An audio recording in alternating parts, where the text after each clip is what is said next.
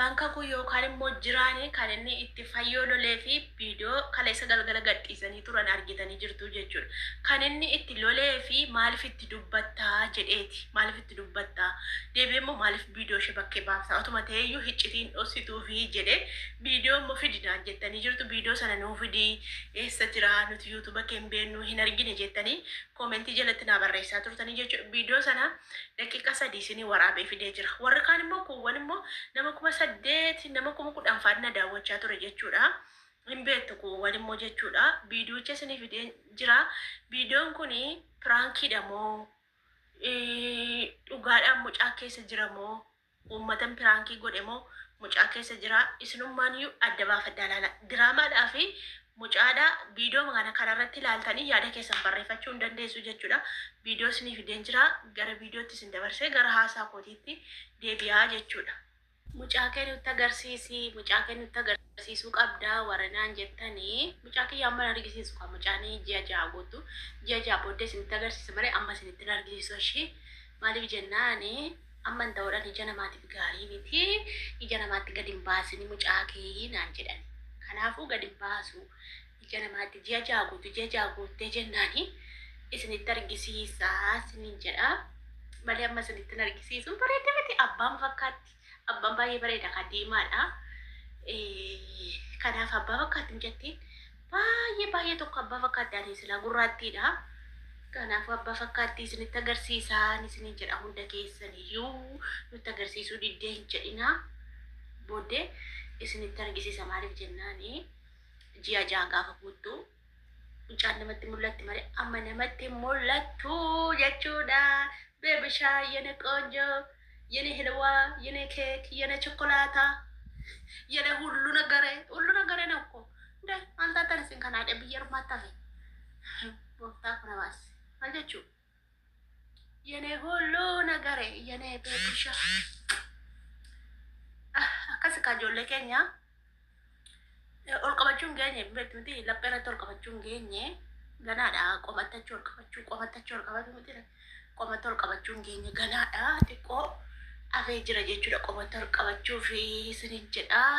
Kanaafuu guyyaa biraas itti agarsiisa. Nutti agarsiisnaan hin jedhinaa isiniin jechuun barbaada maaliif jennaani hin ta'uu yana qoonjoo yana akkasheetti na ta'u itu washoo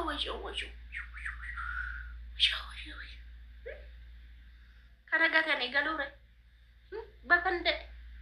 bagandee kanaaf akka itti dee hunda isaa mistira isaa immoo guyyaa biraan isinitti himaa guyyaan biraa isinitti haasaa mistira isaa waan hunda isaayyuu jechuudha. Malee amma ji'a ja'a guunne kan dheengaddaa isinitti muunkoyyuu dheengaddaa kan isheen hin dhalatte jedhee isinitti himeyyuu. Kanaafuu jennaani ji'a ja'a gaafa guuttu gadi isinii baasaa bareedduu tiyyaa addi bumbushee tiyyaa abbaa fakkaatti. Abbaanis silaa bareedaadha. Inni shedhee keessa naan seenu inni viidiyoo keessa shedhee naan seenu abbaan shedhee viidiyoo keessa naan seenu yoo tole jedhee dhossee isinii waraaba. Yoo abbaan tole jedhee dhossee isinii waraabe viidiyoo isinii gadhiisaa jechuudha. Akkasii harman kennaa fi harma hootu. Egaa hundaafiyyuu sinimtii kadda. Diraamaadha moo dhugaadha? Mee sinimtii kadhaati adda baafadhaa. Ani isiniif hin eeku barra isin maaliif isiniif hin eeku beektu? Osoo dhugaa argitaniitu otoo akkasitti iji keessan ilaalu dhugaa jallistu waan ta'eef kanaaf isiniif hin eeku. Diraamaadha moo viidiyoon kun viidiyoo dhugaati moo viidiyoo diraamaati? Isinimtuyyuu ilaalaa. Ammatuma da'ee immoo miidiyaa irra baasaa. Takka immoo yeroo ittiin viidiyoo kana hojjedhu immoo gara nama 8,000 10,000tu daawwachaa ture jechuudha. Yuutuuba miliyoonii irraa hin beektu hundi keessaniyyuu. Viidiyoo kana bichaa miti yaani viidiyoo baay'ee waraabe yeroo itti ciniinsuu da'ee raawwadhee ciniinsuu sirratti hin dubbadhe. Sababa yaada kana fidadhee yaada kana kalaqee hojjedhee fi miliyoonituun mooniin guutini utuu seera yuutuubiin guutini sa'aatiin guutuu didee waggaa tokko guutuu taa'e. Yeroo akka ammaa kana miti namaanis waliin beennu ijoollee tokko tokko wajjin jirti sana garee uummannee hojjenna garee keessatti sa'aatiin namaaf hin guutu yeroo sana baay'ee nama rakkisa jechuudha. Akka amma viidiyoo daladdee sa'aatiin si guutu miti jechuu sa'aatiin baay'ee tokko namaan guutu nama rakkisa. Achumarraanii bakka ciniinsuu yuutuubii sana namni yuutuubii sa'aatii guuttatu namni yuutuubii seera yuutuubii guuttatutti ammanni yuutuubiin sun wal qixxaatee tarree bakka toorasii galittiyuu inuma ciniinsifatta. Wallaahi inuma ciniinsifatta. Yuutuubiin kun inuma si ciniinsifachiisaa jechuudha.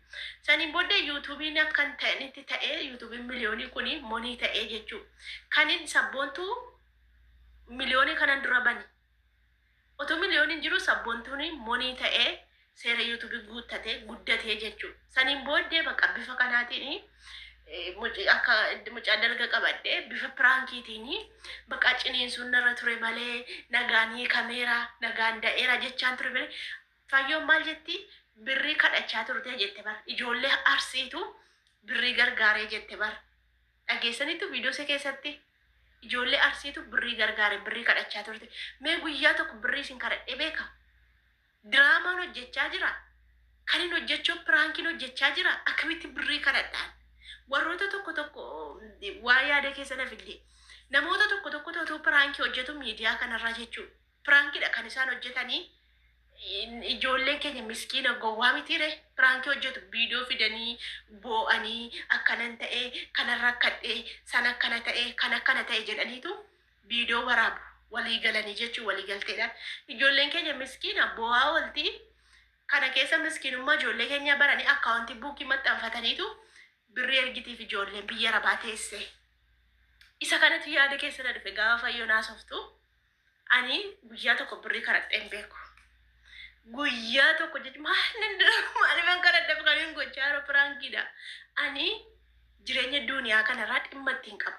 Warroota tokko otoo piraankii hojjetanii yuutuubara gurguddaa qabu bar otoo piraankii gochaa jiranii otoo uummata mosobaa jiranii akkaawuntii buukii maxxanfatu. Asirratti nu gargaara nu dawwala yaada keessan nu ibsadhaa jedhanii silkii isaanii maxxansu jechuudha. Mee ilaala gantuu miti yan yookaan immoo yartuu miti nama immoo birrii ijoollee arabaa kana nyaatu miti. Ijoollee arabaatiif hedduu tokko cinqama hedduu tokko bakka akkuma kiyyatti hojjetu jedhee hedduu tokko raafamaa jechuudha.